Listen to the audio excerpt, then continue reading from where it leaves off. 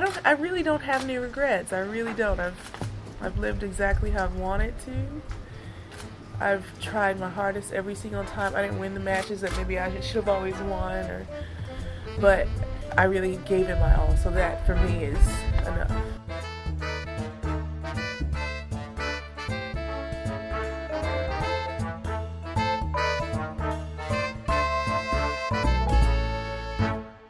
Hello everybody, welcome back to The Body Serve. I'm Jonathan. And I'm James. We've been sporadic lately, and that's entirely because these tournaments have man-spread all over the calendar. Why are we having 2-week tournaments? I mean, we know that they've been happening. We need to expect it, but actually living through it and planning programming at this time of year, it's been different than prior years. Yeah. I mean, of course, we could have recorded more episodes this past month. It was a choice not to. This is the future that we'll have if the Premier Tour gets its way, by the way. If it becomes 4 slams and 9 supersized Masters 1000 events, this is what we've got to look forward to. And there are already more Masters events becoming longer throughout the decade. Madrid is not a slam. Slams get mid-tournament episodes. Period. That's how it is. Oh, I mean, I agree. I'm just saying, we could have been recording more frequently. The only thing I wanted to come on here and talk about was Aryna Sabalenka and what came out of her mouth at the start of this tournament. And challengers, but we didn't see it until last night. So on the women's side, Iga Swiatek wins Madrid. In a reverse of last year's final, she beats Sabalenka in 3 sets. A match that's being hailed as the match of the year. The match that's likely to be the match of the year come December. The timeline was lit yesterday. Oh, yeah. Over 3 hours, they tussled. Iga saved 3 match points in that third set. It went down to a tiebreak, with Iga edging it at 9-7. And this is following another practically classic match between Sabalenka and Rybakina in the semifinals. So, over the past few months, this purported WTA Big Three has been living up to that title. Ranking points-wise, it's a clear Big Four. Because Coco's number 3, she could have been number 2 after this tournament, depending on her own results. But even after she lost early, still could easily have been number 2 had Sabalenka not made the final. Right. Sabalenka was defending this title. You say this Big Three, and that's meant to include Swiatek, Sabalenka, Rybakina, and it excludes Coco. There are 2 things at play here. How can you exclude Coco when Coco beat Sabalenka to win the US Open and those points are still on her docket? Fair point. But I do understand that it's been those 3 who have been, I saw somebody refer to it, I think it was Matt Trollope on Twitter refer to it as a trivalry. These are the 3 who have been consistently at the end of tournaments for a while now. Right. And I think the way that they play each other is telling. Rybakina just beating Iga Swiatek in Stuttgart. To your point, Rybakina has not won a slam since 2022 Wimbledon. Coco clearly has won one much more recently than she has. But Rybakina was, until recently, the player with the most wins on tour this year. She, I think, has won, 3 titles already? Sabalenka is the Australian Open champion, and Iga is Iga. Indian Wells champ, winner here. They just play each other, their levels just rise significantly, I think, when they play each other. After winning that title, Iga said, quote, "Who's gonna say no that women's tennis is boring, right?" Do you want to put that in the context of what was said last week?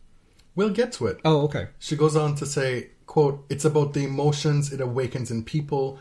We shouldn't compare the level of tennis, but what it generates in you when you watch it. I think people can learn a lot from watching women's tennis. It can be interesting and emotional." She's touching on something there. Yes. Iga has never really been that person who kind of says things to dig. I don't think this was in direct reaction to what Aryna Sabalenka said last week, which we've only alluded to. But it was a pointed defense of women's tennis and women's sport in general. Well, Iga is only defending against what everybody says in comments. Everybody says on Twitter, this opinion that Aryna espoused is not new. It's the prevailing opinion, not just in women's tennis, but all sports, really, where women play. And there's a male counterpart for that sport. This idea that men's sport is naturally better than women's sport because they're able to run faster, jump higher, be more quote-unquote athletic, do things physically that women can't do on a court, a field, a track. And not only that men's sports are more logical, more intelligent, more strategic. What Sabalenka said last week that made a lot of people angry is, quote, "I prefer to watch men's tennis rather than women's tennis. I feel like there is more strategy and it's more interesting to watch." And then laughs. And she has tossed off comments like this before about women's tennis. First, I want to say, on its face, I understand that women's tennis is her job, and watching women's tennis may feel like work, may feel like scouting. And when you're watching something for pleasure, maybe you want to try something different. However, in the context of this tournament, first of all, where Cakegate happened last year, and she's the one who got the tiny cake. Foremost of all. And the context of how people talk about women's sports in general, why would you say this? As the world number 2, as a former world number 1, as a 2-time slam champion, one of the most preeminent players in tennis, period, right now, as somebody who had lots to say about the WTA's handling of Cancun, those year-end finals. You play week to week and you see the struggles that the WTA is going through, the challenges that the tour and your fellow players and yourself have to deal with. You show up to Madrid last year, you get the tiny cake. You have Ons Jabeur talking about this year how bad Madrid and Rome are as far as the discrepancy in how the men and the women are treated. That these two tournaments specifically are not great at it. You have these inequalities and disparities facing, you see them every single week you're on tour. And so given this opportunity, I don't even care if this is what you believe. When you ascend to that position as the world number 2, you have this standing, you have a duty to sell your product, to defend your product. And even if you don't, at the very minimum, you have a duty to not harm it. And which is a big difference with a lot of the women of this generation compared to those who literally sold tickets in parking lots to get the WTA started in the early 70s. The duty of care for the tour is almost non-existent, save for a handful of players. It just seems that there's a breakdown of the history, a continuity, somewhere along the line that baton got dropped and players are just running by it. We're in a place where women's tennis players make equal prize money at the biggest tournaments. You get to see them on the biggest stages. So many sports don't have this type of, for lack of a better word, equality in some cases. I think as we get more and more distance from those days of players selling tickets in parking lots, it becomes harder and harder to imagine that was even a reality and what it was like. There is probably also this cultural detachment, whereas that felt like a very American thing, the founding of the WTA, and it's a very American mythology. But it's a mythology that's everywhere. Billie Jean King is literally everywhere in tennis. She's inescapable. Yes. And that's very intentional. Yes. Until she dies, she is going to tell the story of the founding of this women's tennis league. And so these women know the story. So is it that they just don't care? I think what it comes down to is Aryna is just somebody who says what she thinks. And in many ways, that's great. It can be charming. It can be captivating. I think sometimes she says something and she's like, oh, shit. Now people are mad. No, I think she's a deeply unthinking person. I think that's what it boils down to. It may be without malice. Right. Anyway, Iga also had stuff to say early in the tournament that ruffled feathers. When she was asked about Garbiñe Muguruza and her retirement and saying, yes, we know that she loves Rafa or whatever, but she didn't really have anybody to look up to in women's tennis until Garbiñe came around. Oh, really? Yes. And so... Nobody? I always wonder why players react to a certain player. Like, what was it about Garbine who made her But also, interested? this is in service of praising and uplifting Garbine and her career. But the offshoot of it now is people are left scratching their heads. Well, Aga? From your Like, own growing country? up in Yeah. Poland, in a country that hasn't historically had the greatest footprint in women's tennis, and you have a slam finalist, a number 2 player in the world, somebody who was, I mean, she was everywhere in social media. Fan favorite this, fan favorite that, wizard, magician, all that stuff. But then Serena, Venus, Maria, Justine. She's probably too young for Justine, but that would actually be a pretty good corollary. Yeah. You know? And so I'm not saying again that there was malice there. And in reading about this stuff, you go to message boards and of course the fans are out in droves and it's like, how dare you? Iga, what she said was nothing like what Sabalenka said. So she gets a free pass. Well, yeah, but they're not the same. Right. Iga did not say what Aryna said, but taken together as the world's number 1 and 2 players in Madrid at this specific moment, it paints a picture of the top 2 women in women's tennis doing their tour dirty. And the product, a little, to varying degrees. I don't know. I feel like maybe that was a little hard. On whom? And you doing a little dirty, that's a little So hard. how would you I don't know. phrase it?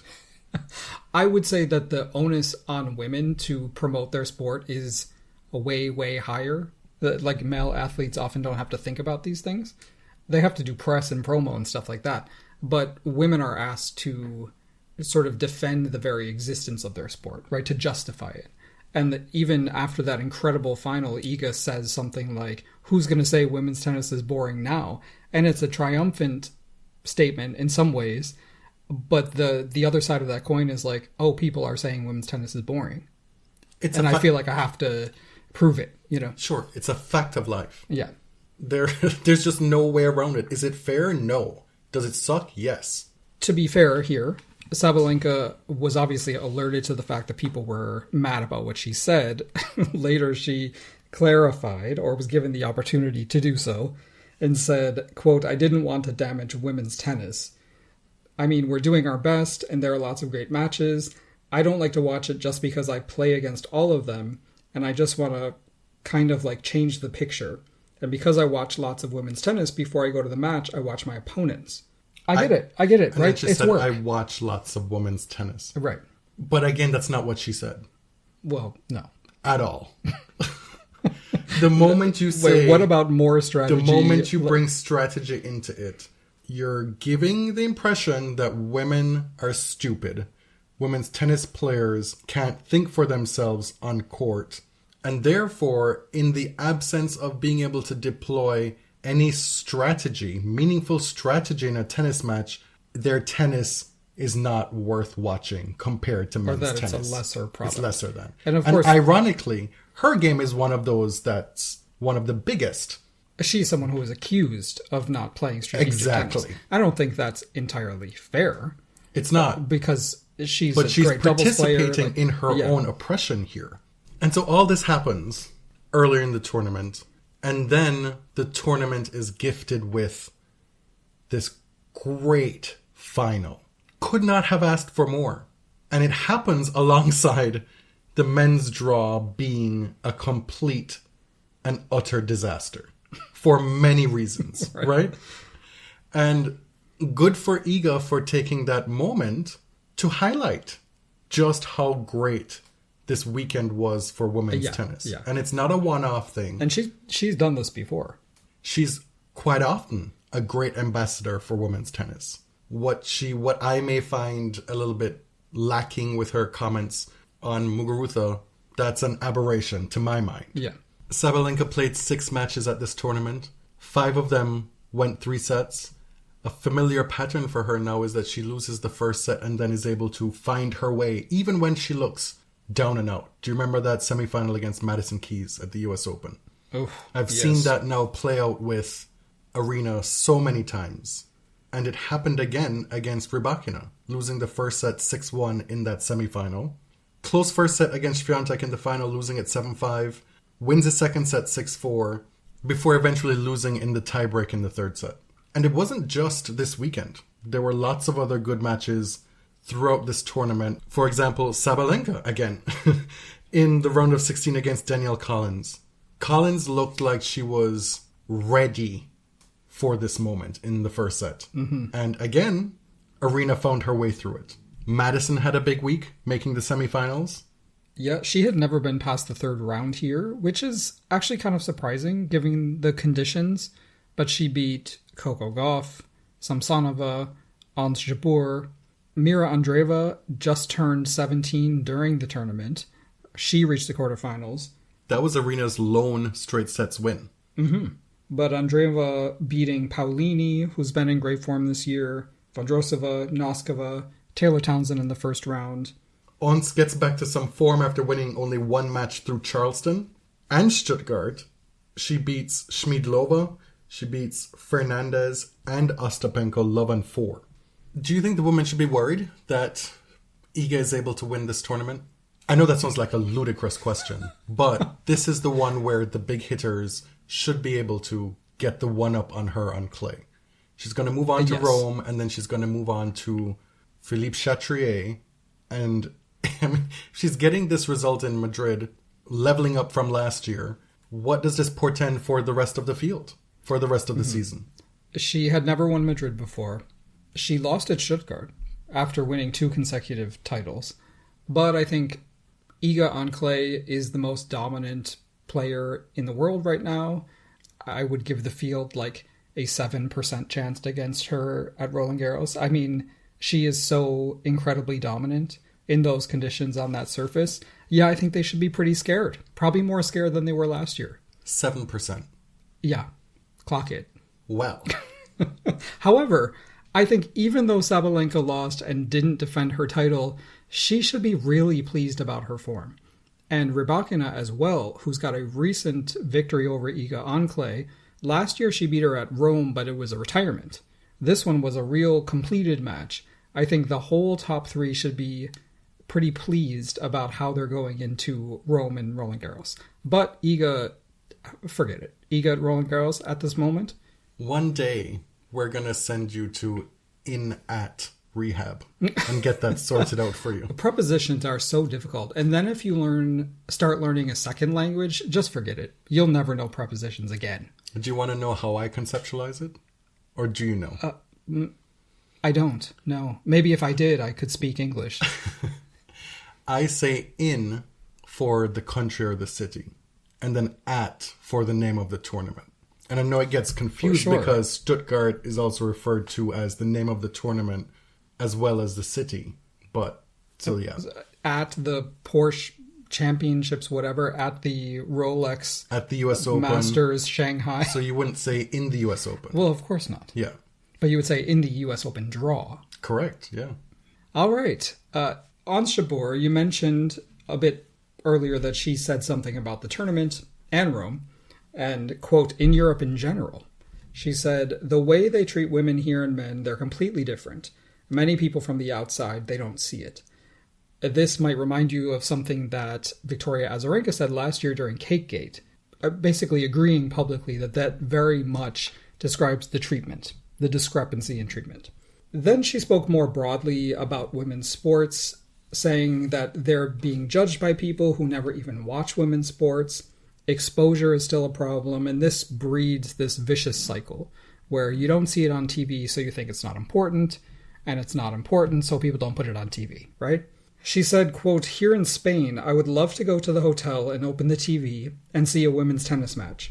I haven't seen one tennis match of a woman. I don't know specifically what she was referencing at the tournament, if there was something that made her feel compelled to speak. She did say something about the practices. Ellen Perez was on Twitter this week saying that women's doubles players were not being allowed to practice at the tournament site 9 to 5 during the day. You're now a 2-week Masters 1000 event. How is that possible? That's crazy. Right, you don't have the space, or what's going on here? Maybe it shouldn't be such a big draw. Imagine, an unseeded player has to win 7 main draw matches to win this tournament. It's too long. That's a Grand Slam. The tournament director, Feliciano Lopez, responded, and his response was actually very interesting to me. He said, quote, "I think we did a few things last year that shouldn't have happened, but we learned from our mistakes. But I have to say we were the same tournament which paid the same prize money to women and men. Now." You had me in the first half. I was surprised because after the tournament last year, when they were lambasted, he was very callous and reckless in his public response. He didn't acknowledge that they had made mistakes. It's like somebody said to him, as a condition of your continued employment, you must take a course in PR? Any number of... He may have a degree in the last year. Right. But, question, isn't this the same tournament that under former owner Jan Tiriac sued the WTA so that they didn't have to pay equal prize money? Several times.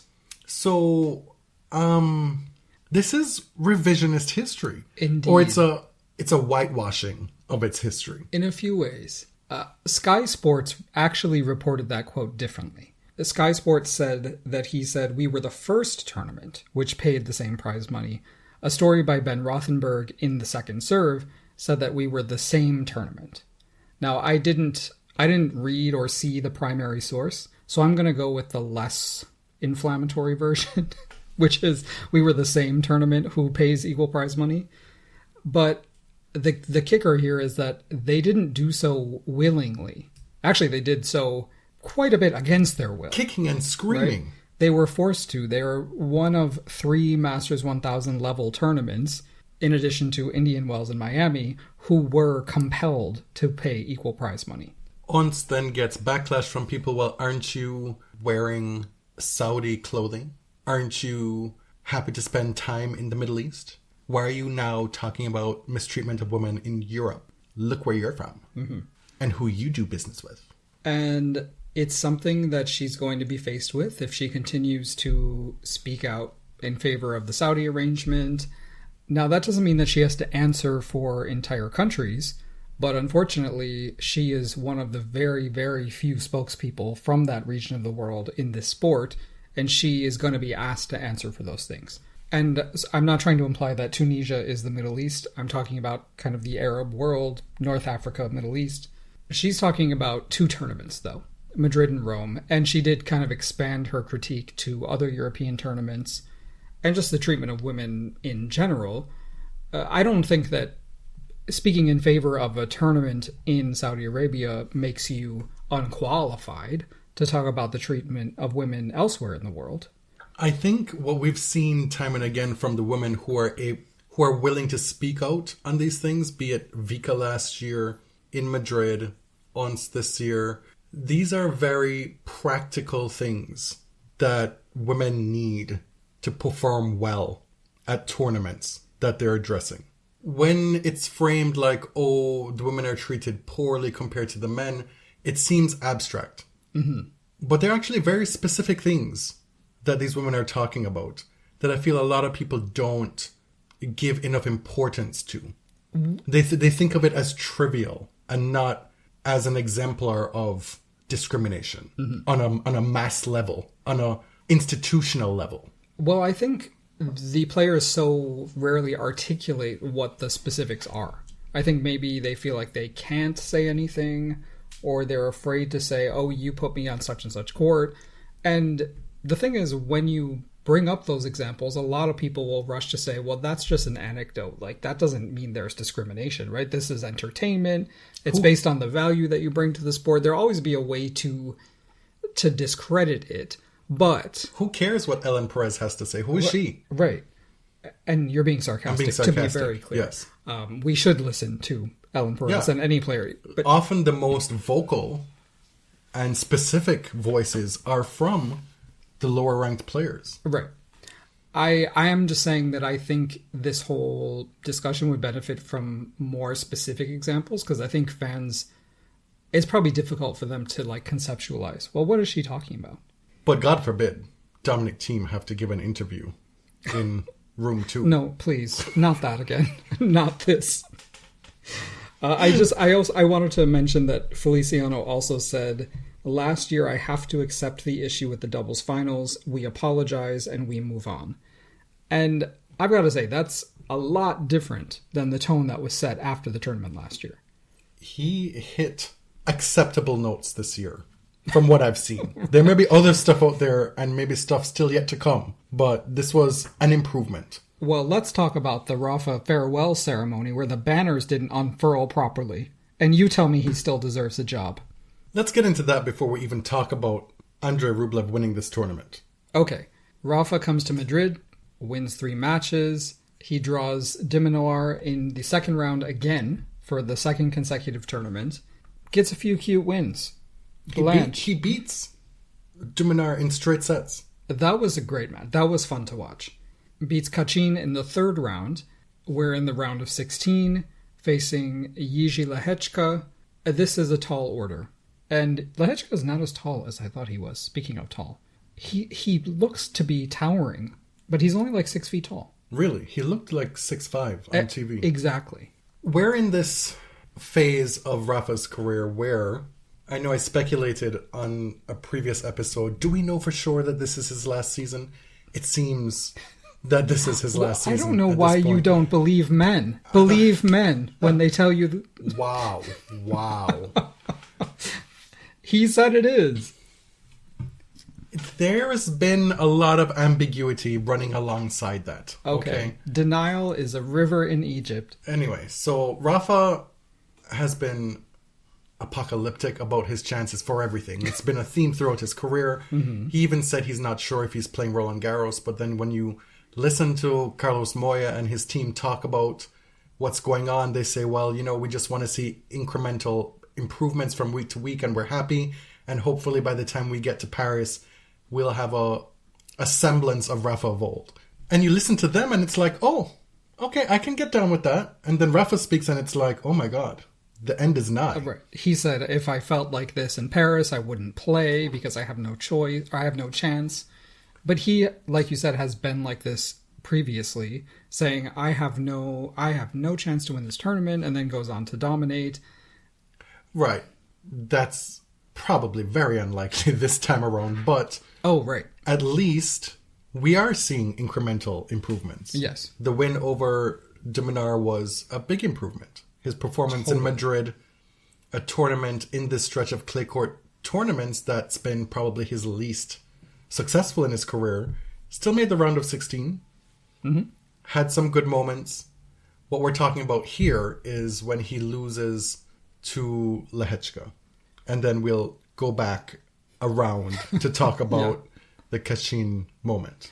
Lehečka played a great match, a very smart match. He serves, at some points the serve, there's really nothing you can do with it, but he's just so deft at the net. He just well done.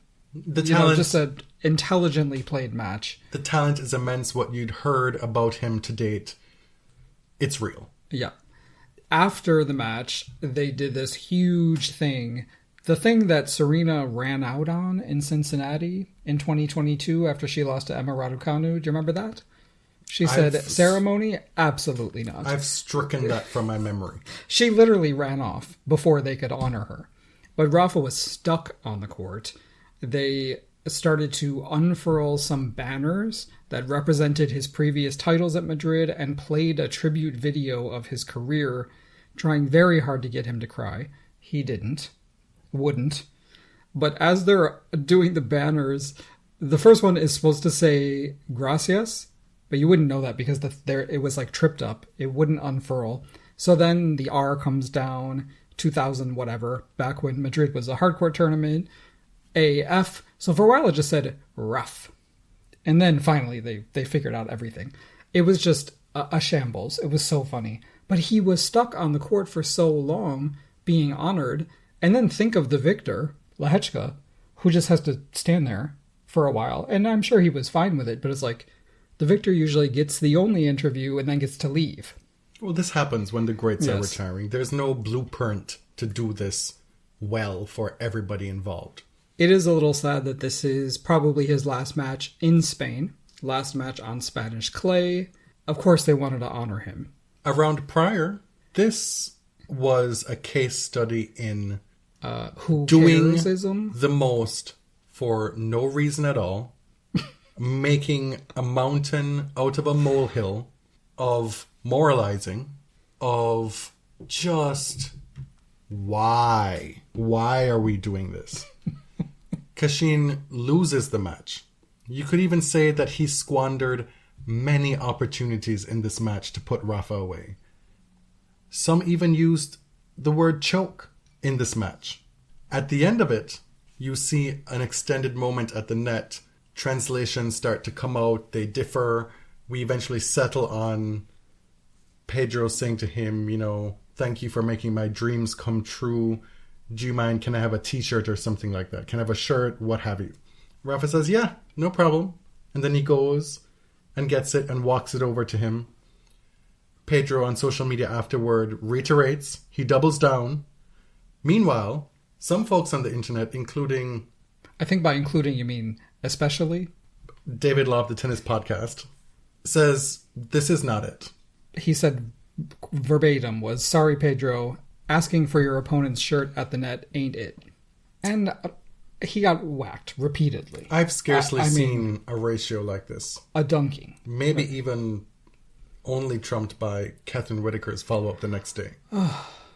Defending her colleague and friend. I think she deleted it because I couldn't find it. I didn't go checking because honestly I thought the whole thing was ridiculous. I didn't care. You know, like, why is this invading my space right now? But Nick Kyrgios got involved, of course, because he doesn't play tennis anymore. And he always trolls David Law. Is this good trouble? Is this what he's talking about? Exactly, right. This is good trouble. Wow. Inspiring. The actor from the show that John McEnroe narrates. Never Have I Ever. Yes. I don't know. I always forget the name. Sendil.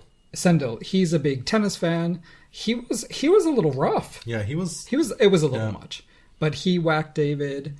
And then the next day, Catherine said, you know, my colleague David has been abused by these people, including colleague and friend and former Wimbledon runner-up. Twitter/humanity is broken. It was a little much. And of course, in this day and age, with multiple wars going on around the world, genocides, plural, humanity being broken because of this it's just a non-starter. And I think what a lot of folks objected to as well was the actual lingo used in the original tweet, asking for your opponent's shirt at the net ain't it. Oh, because that's AAVE? We know what David Law sounds like. So this felt performative. I'm sorry, apologies to that man. Again, but I don't think it's a big deal. But also, who cares? I don't care. What I do think is a big deal is that it was a big deal to Pedro. Right. Like, this man is his hero. It's the only time he'll get to have this moment. He may never play Rafa again. Granted, the way these tournaments have been going this year, he'll draw him in round 1 in Rome. So we'll get to live through this again. Right. But I just don't buy this argument that you can't give your all on court and then immediately separate from that to have this moment. And even if you do that, you can't then go back to being a competitor. As if this one moment has demeaned and diminished and just undermined your ability to be an authentic competitor on court. Like, he didn't ask for it during the match, which has happened in football. But this stuff happens all the time in all other sports after completion of a match. Yes. Do you think he was happy that he like, oh my God, I'm so happy I lost to Rafa. I'll be able to tell my grandkids that I tried and I failed and it was the best thing that happened to me. Mm-hmm. You know what would have been a better story is beating Rafa. Right? I'm sure he would have been happier with that. I don't really understand the rituals and these unwritten rules about sport. Like, I didn't know you couldn't do that. Can you not do that? I mean, in football, it's very common, isn't it? Like, I mean, soccer football. It's common in basketball. Right. Not just after playoff games, but after individual games in a regular season. Yeah. It's just, And also, haven't we been praising for 15 years the kind of the golden age of the Big Four, where everybody was nice to each other and there was no deep-seated hatred, or, you know, they weren't cussing people out on court. I feel like the tennis commentariat has been talking about that for years. What ain't it is what Sabalenka said. Oh, no. You know, stuff on that level that have material harm to the sport, to people. Like, who did this harm? Yeah. You make the argument that it harmed Pedro and his, I guess, the way he's perceived by people. He don't care. No. Honestly, I found the entire episode very bizarre because maybe it's just because Madrid is too long. Maybe there was literally nothing else to talk about. I found the tweet strange. I found the reaction a little bit outsized. Of course, people respond a million times saying the same thing. It's like, we get it. Like, everybody else has said the same thing. Who cares? I just met the entire episode with who cares. I mean, we've never been through that kind of shitstorm of a fire. Don't say that. I know it's coming at some point. No, but the lesson that I've learned from incidents, say, like after our 2018 US Open episode, that was probably like the worst of it, I think. You just shut it down. So far. You shut it down. There's no big statement the next day about such and such. You just block, move on, whatever. Or delete. The appropriate. The response is to just let it die. Yeah. Anyway, I found the whole thing perplexing. The men's tournament was perplexing overall. Yeah, the men's tournament was ravaged by injuries. So much so that Felix Auger-Aliassime made his first Masters 1000 final aided by 2 retirements and a walkover. It's nice work if you can get it, honestly. The first, second, and third seeds of this tournament, aka the number 2, 3, and 4 players in the world, are all dealing with injuries currently. Number 2, Sinner, has a hip problem, withdrew from the quarterfinal against Felix. Withdrew from Rome subsequently. Yeah. Number 3, and the 2-time defending champion of Madrid, Carlos Alcaraz, loses to Rublev in the quarterfinal, and we already knew he was dealing with this arm problem that's bothering him, especially on the forehand side. Number 4, Medvedev, who is the Rome defending champion, who is questionable for Rome, has, as of this recording, has not officially pulled out, retired in the quarterfinal against Lehechka with a hip problem or a leg problem. These hip problems, man, like... Yeah. I mean, apparently hip replacements are becoming common among young people. But we see people mocking Felix for his good fortune, but he did take out one of the favorites for this tournament in straight sets, beating Casper Ruud in straight sets. And bossed him around that court. The recent champion in Barcelona. Let's talk about Felix's road for a minute. Wins 2 matches where people actually complete the matches in rounds 1 and 2. In round 3, Menchik retires with an injury. Round of 16 is where he knocks out Ruud in straight sets. Quarterfinal, walkover. Would have had to play Sinner. However, he does have a 2-0 record against Sinner, so who knows. Semifinal. Lehechka retires at 3-all with an adductor problem. Andrey Rublev apparently was sick all week. Oh, and on our little break, I watched him in press. There's more. There's more. It sounds horrible. Is it like Michael Jordan in that Utah series in 1996? Do you think I know what that means? I watched a TikTok on that the other day. I think I sent it to you. We were always told that was the flu game, Michael Jordan's flu game. Okay. But it turns out he was hungry at 10 o'clock the night before. And the people who were in that hotel room tried to get some kind of delivery from all these different places, and nowhere was open except for this one pizza place. And they delivered to the hotel room, and there are apparently 5 delivery drivers there. Everybody realizing like, oh, this is Michael, this is Michael. And his handlers were like, this is weird. This is weird. You shouldn't eat it. And he's like, nobody else ate that pizza. I ate the entire pizza that night. And by 3 in the morning, he was double dragoning. Oh, no. If y'all know what that terminology is. Just look it up. In bed, on IVs, missed shoot around, was in bed the entire day. And now you watch back highlights of that game, and you're like, ooh. Was this pizza from Salt Lake City? I believe so. Yes. He has ops. That Pizzeria ops. That was the implication that he was poisoned. Oh my god. Okay. Anyway, Andrey, he referenced this on court after the match, that he's been feeling horrible, saying, you guys have no idea what I've been through over these past 2 weeks. In the press conference, he said he can't swallow.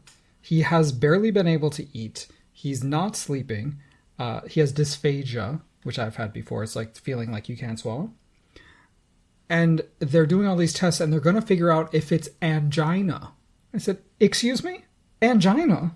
And what that is, it's chest pain that is resultant from like a lack of oxygen getting to your heart muscles.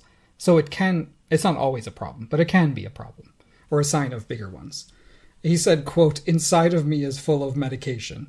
So he's been a mess physically. And I got to tell you, I had my tonsils out as an adult.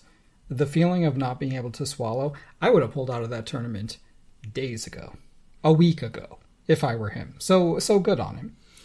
It provided a triumphant narrative at the end with the on-court interviewers saying, not only are you overcoming this, but you've lost first round 6 weeks in a row, da-da-da-da-da-da-da, with no mention of what exactly we're overcoming here and what we're coming back from. And then, at the end, he signs the camera with Samadhi, now I'm free. And apparently, Samadhi is a state of meditative consciousness, intense concentration, and it's essential for, quote, spiritual liberation. And this is a Buddhist practice. Also present in Hinduism and a few other faiths. I guess he's been using meditation. And perhaps it's working. I mean, if it is, like, that's great. To control his anger and on-court rage that has plagued him in, I was going to say the recent past, but just in the past, generally. Yes.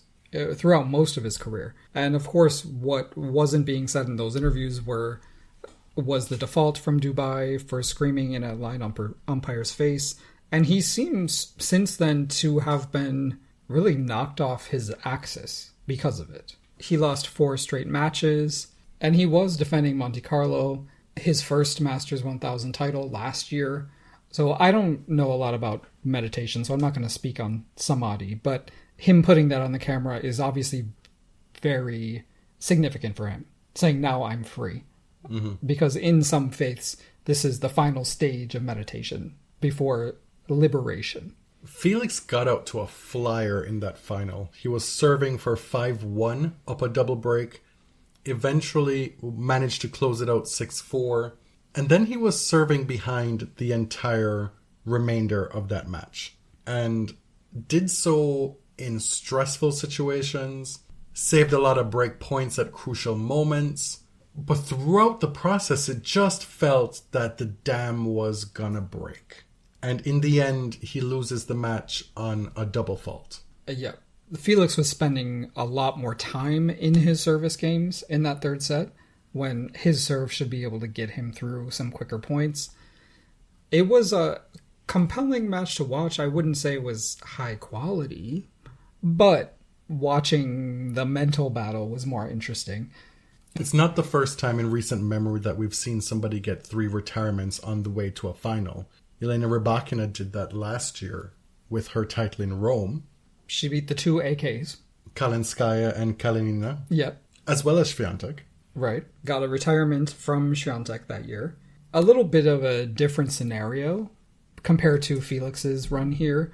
Rybakina was ranked number 7. She was seen as a top player. And I think looking at that run, people believed that had those players been healthy, Rybakina still could have beaten them. Whereas with Felix, he hadn't beaten a top 50 player all year. Right.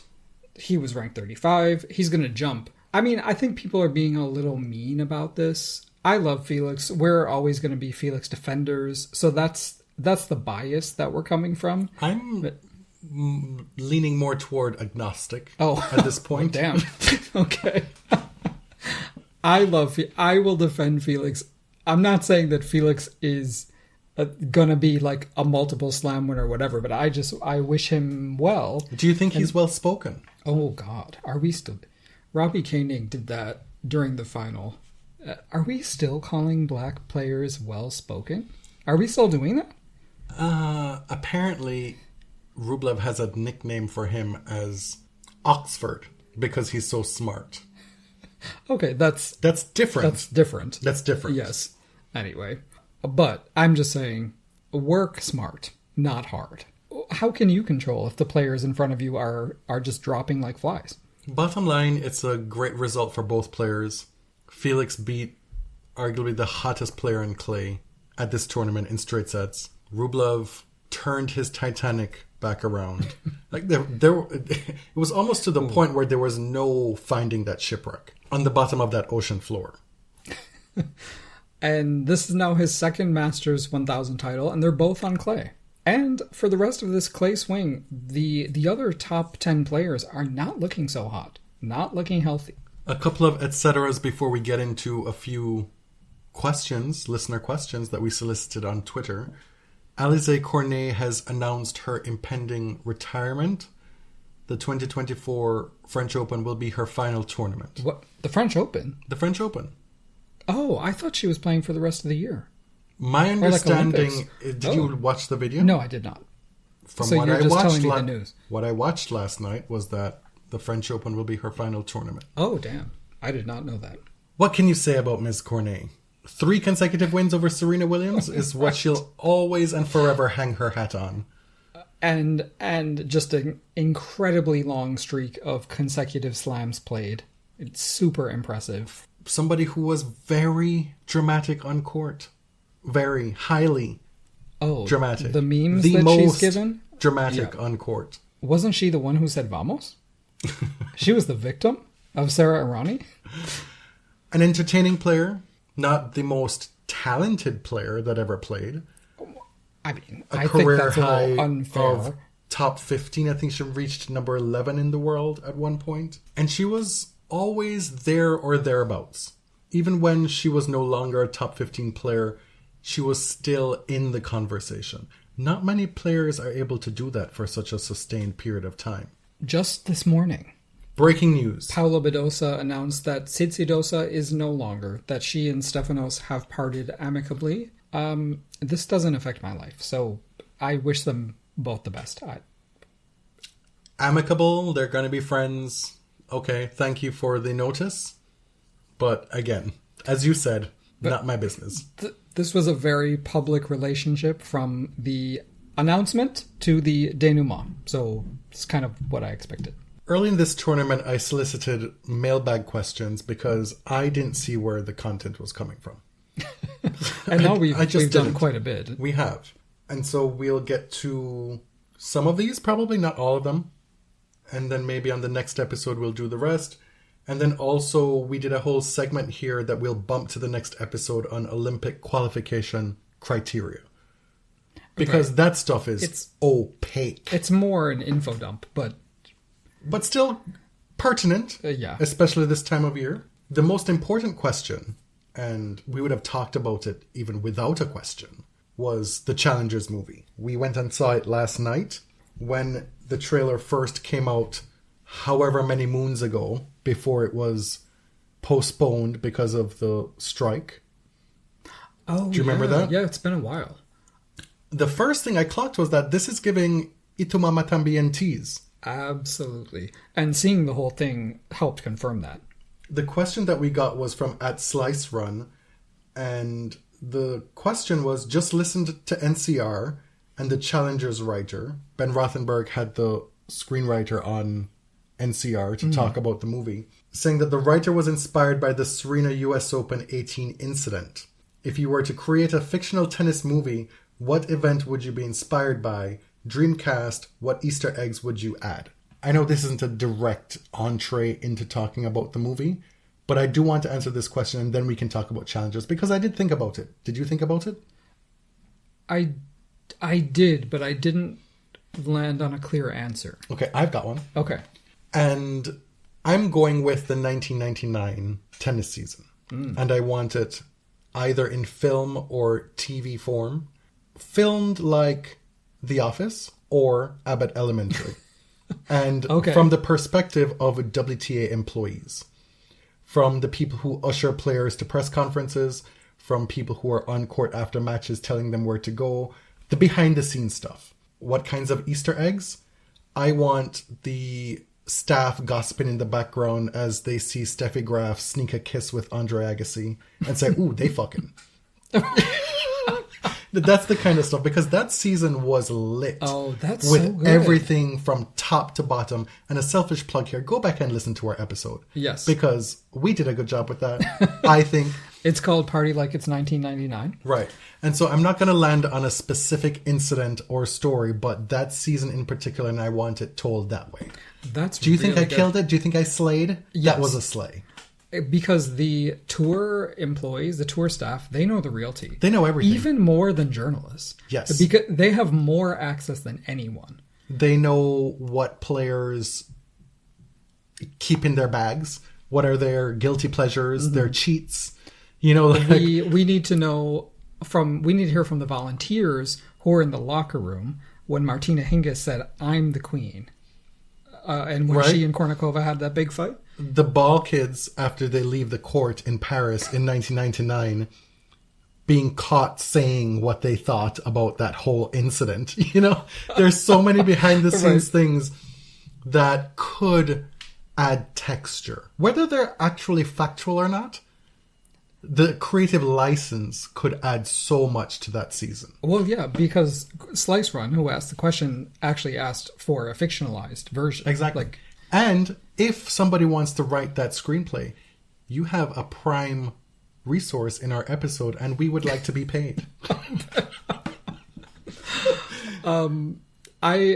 Having seen Challengers, I don't know where the US Open 2018 thing comes from.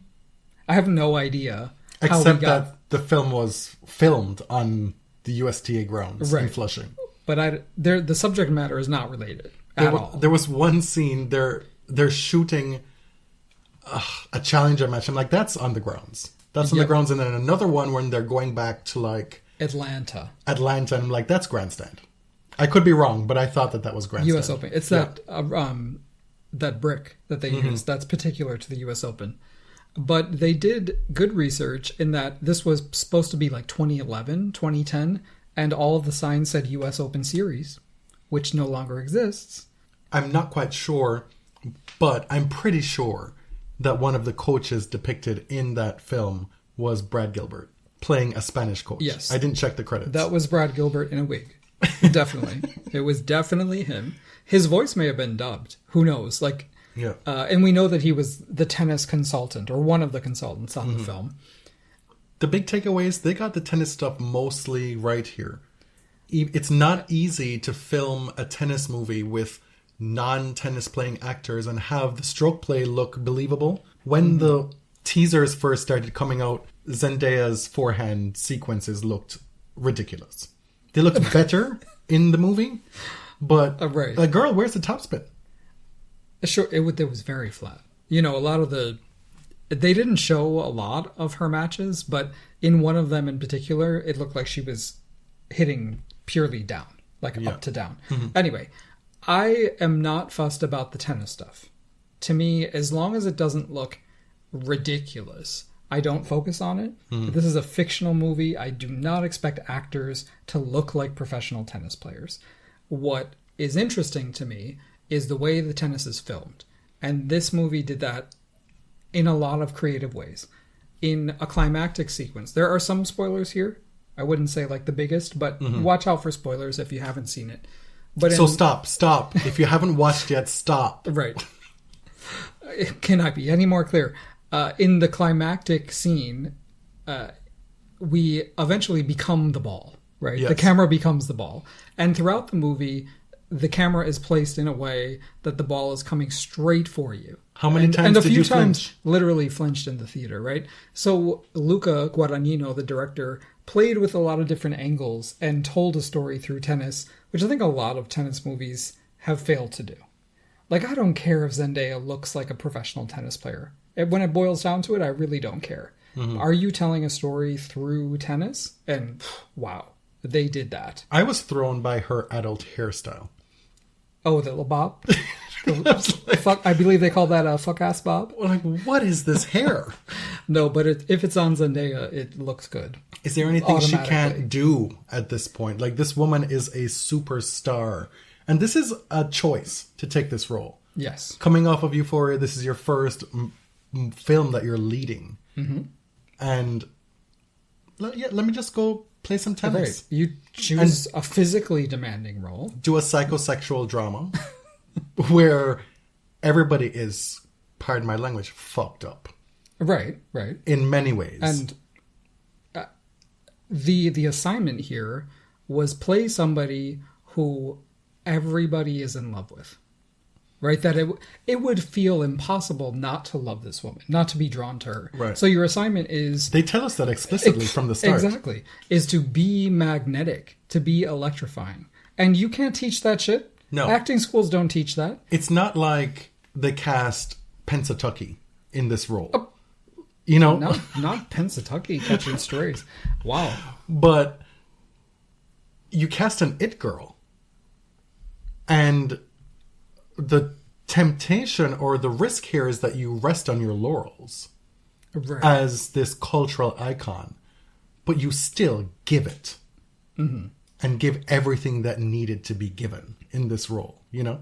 I think it was a risk to take it because you are the it girl, but if you come in this movie where you are the sun and everybody revolves around you, if you don't, like if you don't convince the world that you are a superstar, then the movie doesn't work.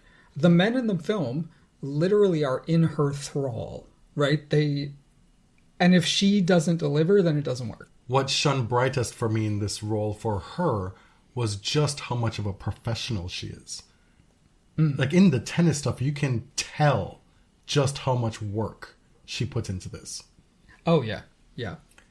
One of the things that we saw going around social media in the lead up to watching this film, and we participated, we thought about it privately.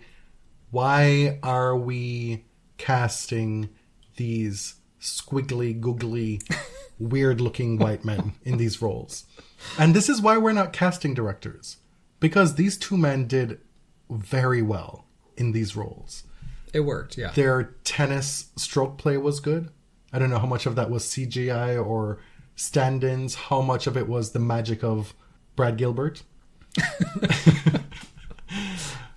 That scene in the sauna, mercy. I girded my loins really? in that movie for theater. Prince Charles.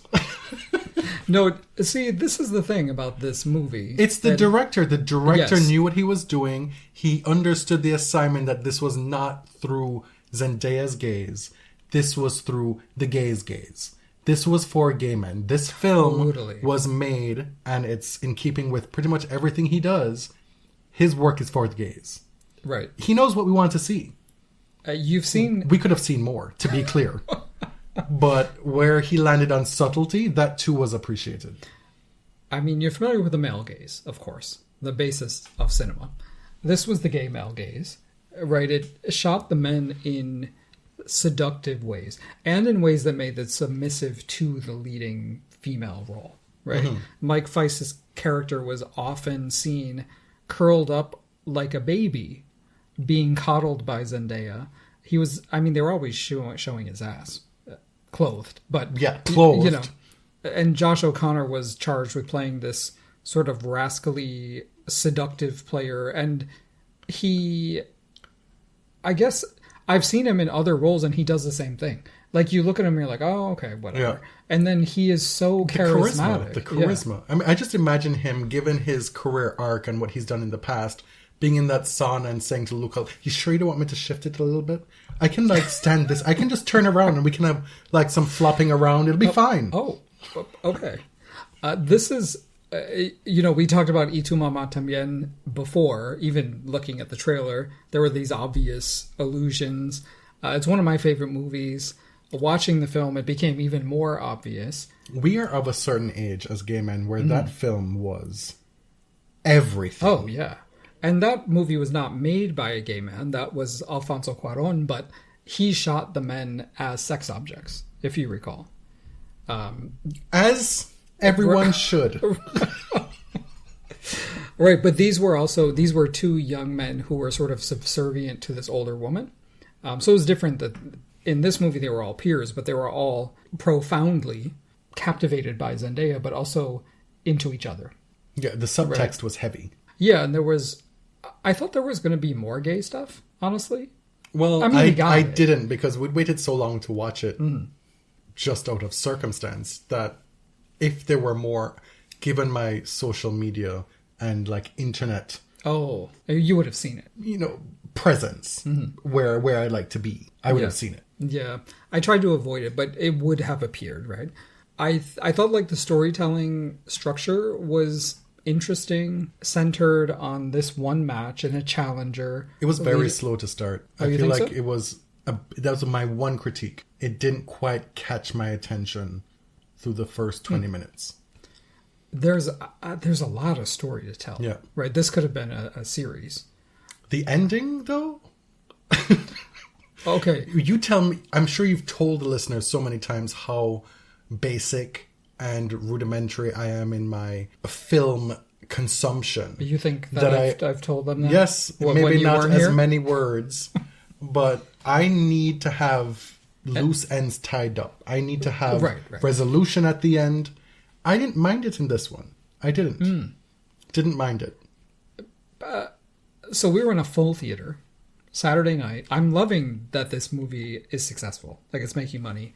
And the audience was super engaged. And in the final scene where that thing happens, I'm not going to tell you what it is, but that thing happens, they were gagged. The girls, I mean, some people were screaming. I saw that change happening. I'm like, why is this taking so long? Why is this taking so long? And then I saw like a little change, and like, oh. But I didn't quite grasp the full meaning of it until it actually happened. And I think there was a collective gasp in the audience. It was so well executed. The way that it was rolled out in this slow burn. Oh my God. And at that point, you don't care. Slow burn, salt burn. It's been a great year for gay shit. But at that point, you really don't care how it ends, right? That was the payoff. I love the movie. I also love this little Easter egg. Luca Guadagnino clearly loves Blood Orange. Def Hines. He played a ton of it in his series We Are Who We Are. And they actually went to see them perform in Italy, like in the context of the show. That album that I've listened to a million times since then. Def Hines. Yeah, was recorded in 2013. And it's featured in that first encounter between the three of them as diegetic music, as if it's playing on a stereo in the room. I'm glad you clarified that, because who the fuck knows what diegetic means? I'm not a stupid person. I know. I had to remember what was non-diegetic versus anyway. Okay. Diegetic music is music that the characters can hear, that is actually part of the scene, rather than a needle drop, you know? Okay. So the way that it sounds is that it's like on the radio in the room. And the music did come out 7 years after that scene. But I don't care. Who cares? I know that you love Blood Orange, but I will once again take this opportunity to do what? What do you think I'm going to do? That Mariah collaborated with Def Hines in 2018? 2018? Yep. November 2018, the album came out. Album was Caution. And it was Get the Fuck Out, right? No. That's the opener. It was Giving Me Life, which is her collaboration with Def Hines. And to this day, even though you doth protest, and I will always say it, this is your fault, because you brought this up. You brought up Blood Orange just now. Okay. That's not your favorite song, even close, on that album. It's which not. I maintain is heresy. Okay, fine. Treason, almost. Same thing with Butterfly. The hip-hop fans are going to be drawn to the roof because it's this like deep-cut Mobb Deep sample. At the time, it was crazy for a pop artist to I do don't that. think that's a great comparison, because what really is the hip-hop differential between The Roof and Breakdown? No, it's totally different. It's different, but they're both hip-hop driven records. It just becomes a matter of taste, in my opinion. Okay. Anyway. And that's tangential. Not really related to Challengers. That's tangential. Go watch it. Support this film. is what we're saying. I mean, the shot of Zendaya over the boys when they're in the bed and they start kissing each other, that shot is in the trailer. It is so beautifully composed. The orchestration of it all. She entered that room knowing what she was going to do. Oh, yes. She knew that from when she first met them, that this was going to happen. So to me, the payoff was the shot of her alone in the frame, and you know what's going on in front of her. Like, it's just beautifully filmed. At WTA Woodspoon asks, what's the first thing you'd change if you were in charge of the ATP WTA merger? What's the first thing? The first thing? I would make it compulsory that everything that a player has available at their disposal, be it an ATP player or a WTA player, is equitably distributed at tournaments. Period. I think if there is a merger, that is the first thing and the simplest thing that can be changed. That should be a non-starter. Get over your hurt feelings, men, that this has happened. Accept that there is a merger if we are in good faith going down this route. Oh my god, route? Route. I say route. Who says route? Canadians? I don't even know anymore. Oh. Then this should be what is, period. Okay. It's not revolutionary. But what do you mean? Like, access to practice courts, access to interview rooms, player essentials, be towels, locker rooms. Everything is the same for a player at a tournament. Whatever they need to succeed, whatever you have in your plans for tennis players at a tennis tournament, it's equitable between men and women, period. Okay. Before we get to the prize money part, which is also important. Mm-hmm. And I advocate for that too, clearly. But I'm just saying the stuff that we don't even really know about behind the scenes, that stuff has to be taken care of, which even at these joint events isn't the case. Okay, that's a good one. I would say bundling the broadcast and data rights right off the bat. And this is part of some of the proposals, is that men and women's tennis are part of the same package, how they're valued for broadcast rights, media rights. You need to leverage the value that the entire group brings together. Right? You have more power together. Leverage that. When the numbers 2 through 10 men's players are injured, hey, look, we have Iga Swiatek, we have Coco Gauff, we have Aryna Rybakina, we have Jelena Ostapenko murdering people out here. Like, they're, you know what I mean? They're doing the same work.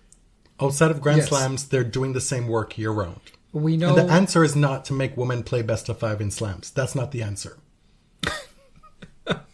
Nobody has time for that because the slams won't even schedule them. We barely had time for that men's final today.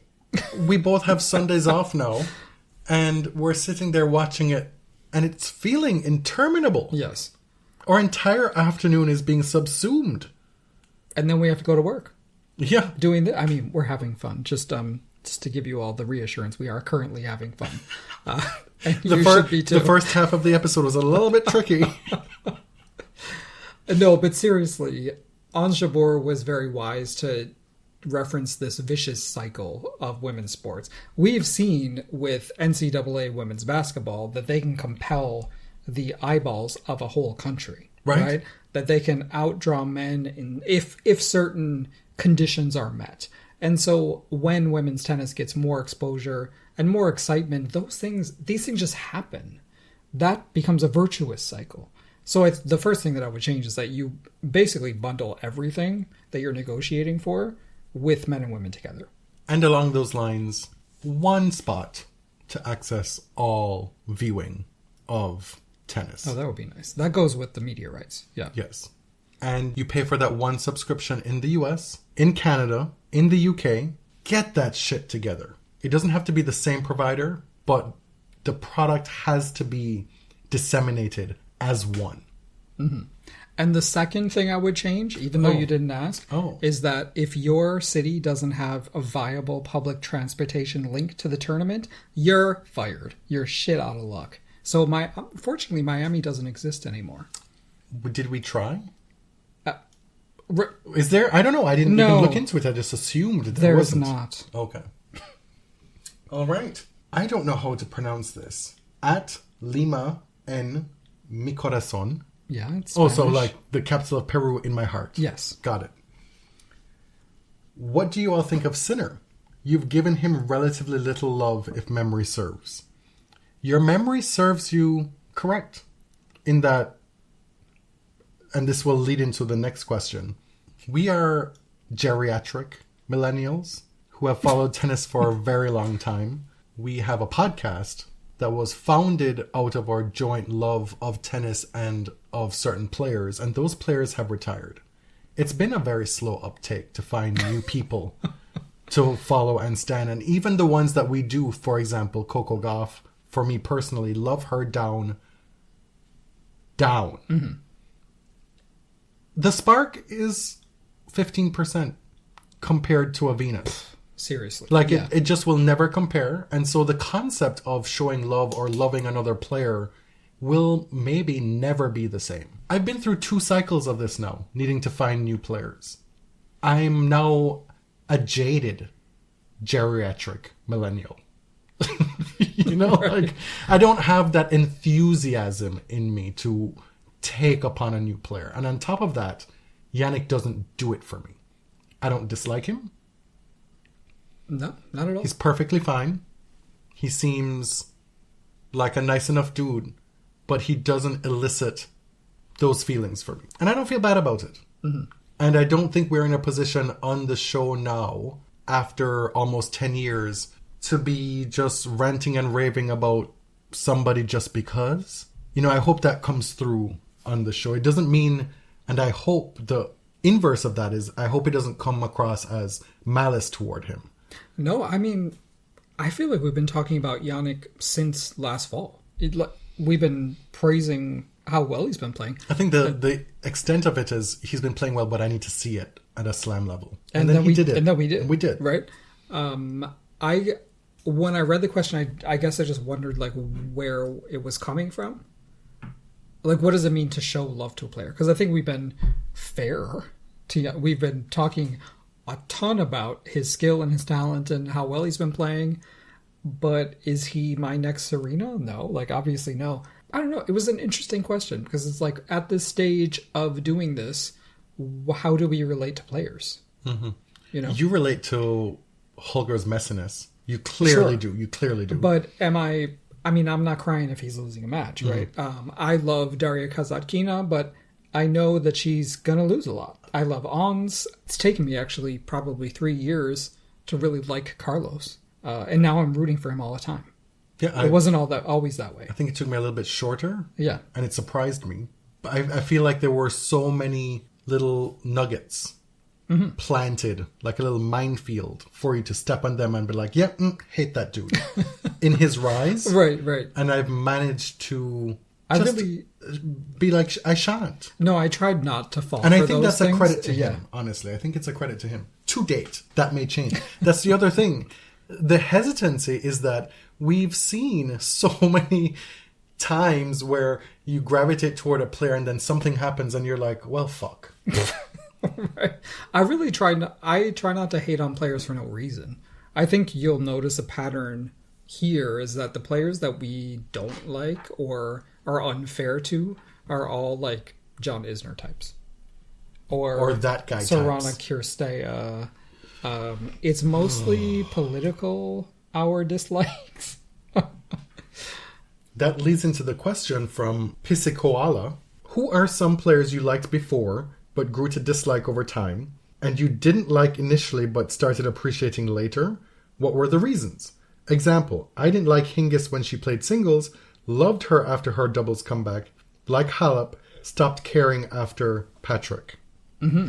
I feel like we've answered this question before a couple times from different people. Yeah, or some variation of it. And I don't know if I included... that person asked the question in 2 different ways. And in one of the tweets, they referenced Vasek. At one point, we really liked Vasek. And now we kind of fell off him. Yeah. We thought Vasek was cute as a button. Yeah. So that is, I think, mostly attributed to him just getting annoying. And also falling in line with Djokovic. Yeah, it was sort of like being the vice president to Djokovic on every issue. that's sort of what caused that. And I don't have a personal problem with Vasek at all. He's Canadian. That's probably the first reason that we started standing him, is that before Dennis, before Felix, before Milos, long-ass time. Right, or maybe around the same time. Yeah. You know, he's won double slams with Jack Sock. That was an exciting pairing, and we kind of fell off both of them, to be honest. Yeah, the shoe dropped with Jack's shoe. Oh, the sock fell off. In the past, the easy answer for you, and it's like exponentially vindicated for you now, Simona Halep. Right, and I've mentioned this many, many times on the show. I was rooting for her in the 2014 French Open final. You were of course. Big. She was probably your first, because we've been, not we, but the folks have been looking for the post-Williams era from even before we started this podcast in 2015. Right. And so, faced with that narrative, Simona was one of yours at that point. And honestly, I loved watching her play. And even back in the last time we must have seen her in Toronto, I think the last time we saw her in Toronto? Yes. In 2022, we saw her play because we went to see Serena, remember? The last time I remember explicitly seeing her was her being trounced in the Cincy final. That's the last time I remember live. Oh, that was 2019? Yeah, something like that. Is that when Burton's won? Maybe. Yeah. Anyway, we did see her in Toronto about 2 years ago, and I still loved watching her play. I had sort of, my personal opinion of her had turned since the Wimbledon final. And that's petty. That's not a real reason. But to this day, you still say to me, when something happens with someone, but yeah, I guess she just played so out of her mind. No, in that final. What pissed me off was people were saying that she was goading. That she was, oh my God, it's Margaret Court over there. It's But why Margaret? It's Venus Williams over there. How dare you say Margaret Court? Because that's how ridiculous I thought it was. She played an amazing match that day. She did. But Serena was absolute rubbish. Rubbish. Like a 10% Serena. Sure. I still maintain that there was some correlation between the two. Okay. Anyway, Simona's a player who I've gone on an evolution with. Somebody who I really, really enjoyed back in the day. Then I sort of soured to her. And then especially with the Patrick Association, it started feeling gross. And it continues to feel gross. Mm-hmm. I Pisikoala did not like Hingis in her first iteration. Yeah. And then when she came back, I want to say 2012, 2013 as a doubles player, I really was into it. Very into it. I just mentioned Carlos. He was somebody who I was not rooting for. No, but I didn't dislike him. No, I didn't actively dislike him, but when the entire tennis world is telling you this guy is the next GOAT, he's going to win 25 slams, and it's just so off-putting. And it's not his fault at all. Do you know who I never liked and was vindicated and still will never like? Who? That guy. Right? Never liked him. Let me tell you. Like him. When that dude walked past me and other reporters in Cincinnati in press to walk to the podium, it just felt stenchful. It was a disgust. It just felt... I can't even describe it accurately. And this isn't to say we knew something before you did. No, not at all. He was just really fucking mean. Yeah. In that press conference, he was nasty. I could not believe. It was like a stereotype of an arrogant athlete. He was so rude. Well, when you're fed by that silver spoon, Federer is a good example. Yeah. Did not like Federer at all for a long time. And even with what happened in Australia 2017, still was able to enjoy the latter years of his career. And even when I see him now, I'm just like, oh, it's Roger. Yeah, now with distance, I can watch what he did during his dominant period and just be like, wow. And appreciate it, but still think y'all did too much. Right. At that time, I wanted it to stop, right? But now I can be like, wow. Amazing. Who I disliked also from the start and never liked at all was Pete Sampras. It was never going to happen. But it turns out that Andrey was the asshole. Right? It wasn't beat. That's a good example. Like, Yeah. I was a huge Agassi fan, and now when I see Andrey, I cringe. It turns out he was the dick. Yeah. Yeah. Oh, maybe they both were. Sure. Victoria Azarenka is one. Who That changes monthly. It does. I actively disliked her, and now I think after the 2013 U.S. Open final, I was like, wow, I have so much respect for you. I still don't want you to win everything, but... We were excited for her return to tennis from maternity. Yeah. And then maybe 6 sea changes have happened since then. The most recent one in Charleston and Miami, where we saw her play a bunch. And it's just like, this is... Well, you mean how she bossed around everybody on court? It's just so much. It's so much. But so compelling. Well, I've enjoyed Andrey Rublev forever. Since he was a little thing, And I started to tire of the antics. And I also started to tire of the fandom. That is an important point, because in our position, it's not just watching tennis and the player. It's watching the tennis, having opinions about it, which we choose to do, and we have to bear the consequences. But that necessarily comes with the repercussions of dealing with fan bases. That is par for the course. That's part of the business. And it's not fun. Well, with Andrey, it's like, it feels tricky because I don't really know how to talk about him. Because if you show too much empathy for whatever he deals with on court, then people are like trashing you for treating him with kid gloves. Infantilizing. And then if you say, oh, like, this is too much, he needs to get help, they're like, oh, he's trying. How dare you? Like, he has a charity for kids. How dare you? I mean, we never said he was a horrible person, So I just stopped. I became agnostic on Andrey because I could no longer support that behavior. And listen, he's an adult. I understand that it seems that he's trying to make a lot of changes internally to better deal with the stuff on court. And I guess it shows with the Madrid title. But as a fan, I just had to check out because I didn't want to support that behavior. Ego? Mm-hmm. Another evolution? Mm-hmm. We don't have many straight lines, I guess. The question was like... that's it. It changes, right? Mm-hmm. Apparently you said stuff that was like totally out of pocket about Iga last year. And some people stopped listening. About the notebook and stuff like that. I mean, I didn't like it at the time. You want to retract anything? No, not really. I mean, it just doesn't mean that I don't like Iga. In this household, and this is not to throw you under the bus, but I am the Iga fan. Yes, compared to me, yeah. Yeah, and so that's another weird part of it. Like, we say stuff on the show, and then one of us will catch a case for it, and then it's... But I'm the one that actually... like, when we're watching tennis together, like, I'm the one who's rooting, Yeah. I haven't gone back to listen to that episode, and I don't think I will. Because I remembered I did not want to talk about it at the time. Well, I said, let's cut it. You didn't even know what the response was in reference to, and I had to tell you, like, it's because I said this, and also I led you to talk about this. You're like, well, why did you prompt me? Why?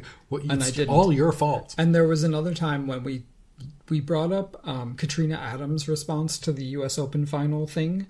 It was probably like 2 years after it happened, and I would retract all of it. I don't remember anything of that. Because actually, wow. It would be much more scathing in retrospect. Oh, that's not where I thought that was going. Yes, on her. And there was that time when Zina and Chanda were doing game set something. Game set match? Game set chat. Yeah. During the pandemic. And we had just done the Zina episode, and Katrina was on. That's why. It was 2020. And Chanda mentioned that she had listened to an episode about something, and we had mentioned... talking about something race related, but it wasn't really totally. It wasn't represented in the way and the spirit of what we meant. Mm-hmm. And Katrina, I guess, rightfully so, honestly, like grandstanded in that moment, right? And it just well, it pissed me off because I love Chanda, but the message was like, so and so said this. What do you think about it? And it wasn't even what we said. I mean, it wasn't quite that, but in the vein of... Yeah. I will say this to close this segment. Garbiñe Muguruza I have no business liking this woman. None whatsoever. Mm-hmm. None whatsoever. But through it all, through 2017, through 2014, through 2015... Oh, God. There's something about Garbiñe Yeah. that resonates. And we wish her well in her retirement. It's because she's the Dula Peep of tennis. Challenge to do these last two questions very quickly and so we get through all the questions. First, what do you think of Anastasia Pavlyuchenkova? 3 things you like about her game personality, 3 things you dislike, and how would you objectively rate her career? And this is from Michelle Jabeur. First of all, there will not be 3 of each. That feels like homework. Love her. Have always really enjoyed her. The fluidity, the power, the talent. This is one of the prodigies of women's tennis. The longevity. Mm-hmm. Quarterfinals at every slam.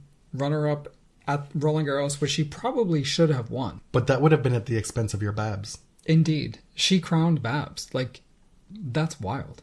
That was one of the weirdest Grand Slam tournaments ever. Yes. And again, Sakkari on the butt end of that. Yep. Should have been at least a finalist. So I don't have 3 things. I just have to say generally that I enjoy her. I still enjoy watching her play. And sure, underachiever, but she wouldn't have been the first and she won't be the last. And that doesn't mean that your career is less than. It doesn't mean that you're a failure. It just means that you did what you could. Not everybody is meant to be a superstar. What did Dorian Corey say? Your favorite quote? You shoot for the stars and you manage to hit one. Hurrah. We're all just here doing the best we can with what we've got. Lambs will understand that reference. Finally, from TikTok Tennis, thoughts on the Drag Race finale. Literally would have been excited for either Nymphia or Safira to win. I even grew to like Plain Jane a lot once I accepted that she was playing the role of the heel better than maybe anyone ever on the show. Yeah, totally agree. I'll be super quick. Jane is fine. I didn't think that anything that she was bringing was super original. So when you say fine, do you mean she was a trade of the season? No.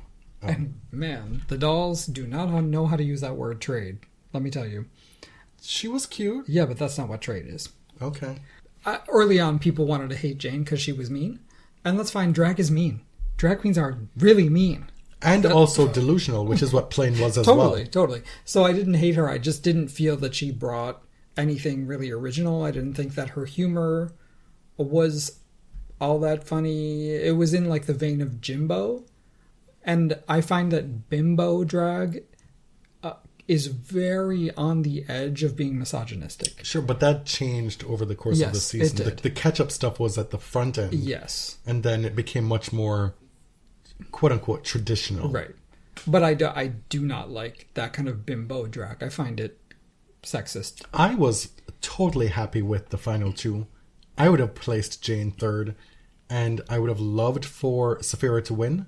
But given the lip sync that we got, it was the right decision. Yeah.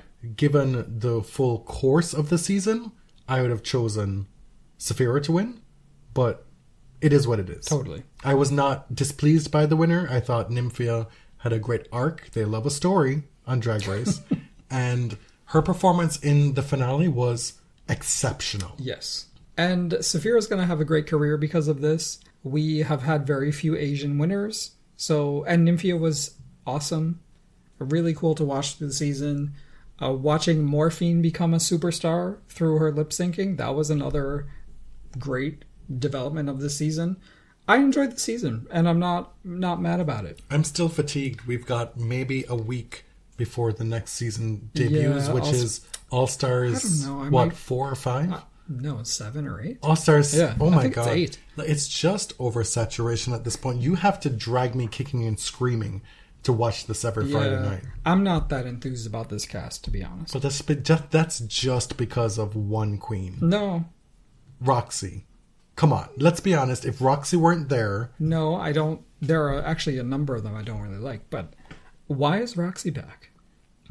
Let's see how she does without the rest of Alaska Talks to lend her tank tops. On that note, thank you for listening to TBS 341. My name is Jonathan. You can find me on Twitter at tennis_John. And I'm James, at ElliotJMR. 2 L's, 2 T's, and given the chance, always decimate that little bitch. Unfortunately, he did not in the moment. Thanks for listening. Till next time. Thank you. Thank you very much.